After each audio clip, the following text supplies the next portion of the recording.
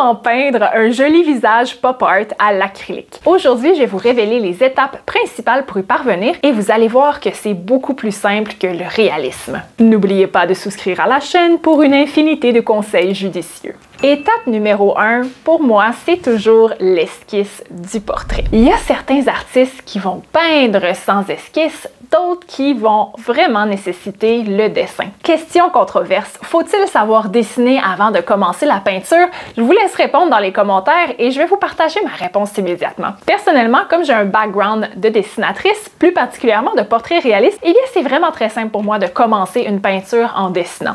Ça va m'assurer d'avoir des bons tracés bien proportionnés.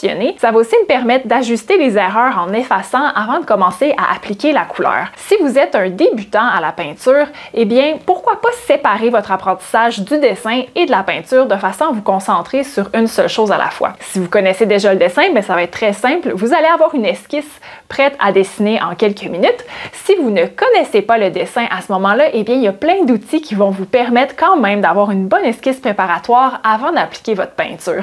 Vous pourriez par exemple utiliser un projecteur pour faire un transfert ou encore une tablette lumineuse pour retracer la forme de votre portrait avant d'appliquer la peinture acrylique. Une autre école de pensée, mais ça je vous le dis, ça demande d'être un petit peu plus avancé, eh bien c'est de peindre sans ligne. Et pour peindre sans ligne, il faut avoir un œil averti, il faut en fait avoir travaillé son sens de l'observation pendant des années. Alors si vous débutez en portrait, à moins que vous ayez envie de faire du cubisme ou du surréalisme et d'avoir un portrait complètement éclaté qui est peut-être pas du tout proportionné, eh bien je vous recommande de faire une petite dose de dessin avant de commencer à peindre.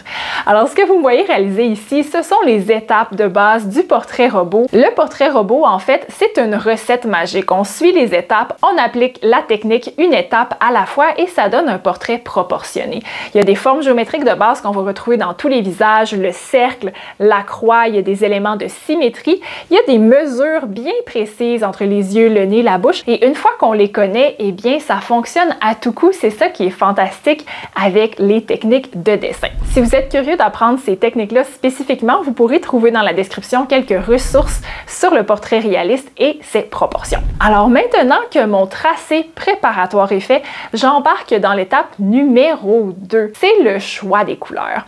Les couleurs, c'est ça la joie de l'acrylique. On peut faire des œuvres vraiment éclatées, absolument étincelantes et pour ma part, c'est pourquoi j'ai un grand penchant pour les œuvres pop art qui ne représentent pas nécessairement des couleurs réalistes. Les couleurs réalistes de peau, c'est du beige dans ses différents dégradés. Il y a quand même toute une profondeur puis une étude à ça, mais pour ma part, j'adore aller pousser les couleurs au maximum. C'est peut-être même du fauvisme ou de l'expressionnisme, on pourrait dire.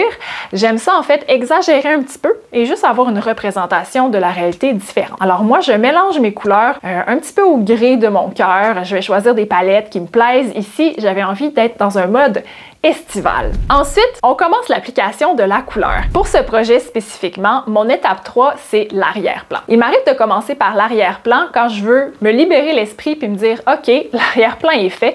Alors à ce moment-là, je choisis une ou deux couleurs pleines pour faire un fond relativement uniforme. Je vais essayer de dépasser un petit peu là, derrière la tête, derrière les épaules parce que les couches qui seront sur le dessus viendront cacher puis faire une belle ligne contour là, pour la tête et les épaules. Étape suivante d'application, c'est une très grande étape parce qu'elle demande beaucoup d'interprétation. Ici, je vais commencer à les piger dans toutes mes couleurs puis aller en mettre un petit peu partout sur le visage par tâche. Il y a plusieurs approches pour peindre des portraits. Dans une autre vidéo, je vous parlerai d'une approche qui est plus par bloc pour vraiment tout remplir l'espace.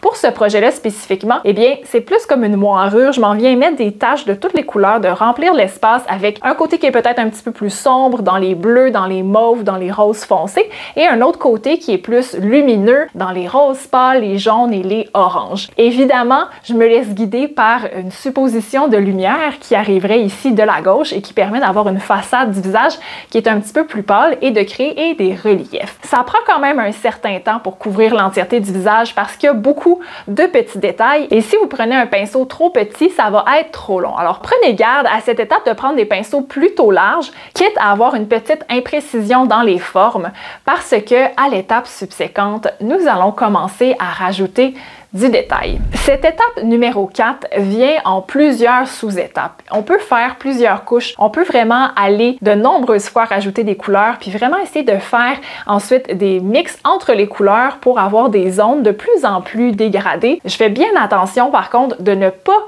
mélanger toutes mes couleurs ensemble parce que j'aime bien voir les taches distinctives simultanées sur le visage. Ça fait partie de ce style-là pop art un petit peu explosé. Je considérais aussi que faire les cheveux fait partie de l'étape 4 parce que je continue à remplir une bonne partie de l'espace avec des taches. L'étape suivante, la numéro 5, qui est aussi la grande étape que je peux considérer comme la dernière, va être de rajouter des détails. C'est là que je vais enfin donner la forme bien précise aux yeux, à la bouche, aux narines, au contour des oreilles. Jusqu'à maintenant, le portrait ne ressemble pas à grand-chose. En fait, c'est vraiment une espèce d'explosion de couleurs pas trop bien formée. Et c'est au moment d'ajouter ces petits détails-là que subitement la structure se met en place et que l'œil est capable d'enfin voir un portrait apparaître. Cette étape-là de détail est quand même assez longue parce que oui, on va tracer les traits, mais on va devoir aller bien intégrer maintenant nos couleurs avec les traits en rajoutant des plus petites taches de couleurs, en remplissant tous les espaces blancs qui restent. C'est aussi un moment où je me remets en question. Je regarde mon portrait, je me lève, je le prends en photo pour être capable de voir quelles sont les erreurs de proportion ou de composition restantes et je fais mes ajustements à la peinture au fur et à mesure. Quand je suis enfin contente de l'air global, eh bien je rajoute les tout derniers détails, des petites taches de lumière sur le nez, sur les lèvres, sur les cheveux. C'est des petits éléments qui vont vraiment rehausser votre peinture en seulement quelques minutes. La touche finale, j'essaie toujours de la garder pour la fin. Et finalement, je sais pas si on peut le considérer comme une étape, mais c'est un petit peu la récompense, c'est d'enfin enlever les bandelettes qui délimitent le cadre de notre peinture. Ça nous permet d'avoir une belle ligne claire et démarquée qui nous fait un cadre blanc et c'est tellement satisfaisant de voir enfin sa peinture apparaître dans toute sa propreté, toute sa splendeur après ce travail de réalisation. Vous êtes peut-être curieux de savoir combien de temps j'ai mis sur cette peinture. En fait, ça a été très rapide, 1h15 seulement. Évidemment, la vitesse de réalisation d'une peinture comme ça va dépendre de plusieurs choses.